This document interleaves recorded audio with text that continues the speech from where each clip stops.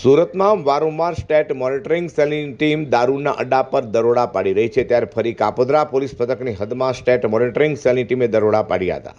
Kapodra police મથકની હદમાં આવેલા બાલ મુકુંદ સોસાયટી અને મારુતિનંદન સોસાયટી વચ્ચે આવેલા રમેશ પટેલના તબેલાની જગ્યામાં દારૂનો જથ્થો હોવાની માહિતી સ્ટેટ મોનિટરિંગ સેલની ટીમને મળી હતી. જે માહિતીના આધારે સ્ટેટ મોનિટરિંગ સેલની ટીમે ત્યાં દરોડા પાડતા ત્યાંથી 33,10,000થી વધુની કિંમતનો મસમોટો દારૂનો જથ્થો મળી આવ્યો હતો, જેથી પોલીસે સ્થળ પરથી દારૂનો જથ્થો રાખવા મકાન ભાડે આપનાર પાસોદરા હોમ ટાઉનશીપ વિભાગ 5માં રહેતા હર્ષદ ભરત બાબુ આંબલિયા પટેલ અને દારૂ વેચનાર કામરેજના કડોદરા ખાતે આવેલા વરિયાવી શેરીમાં રહેતા નીતિન ગુલાબ ઈડારિયા કોળીને ઝડપી પાડ્યા હતા.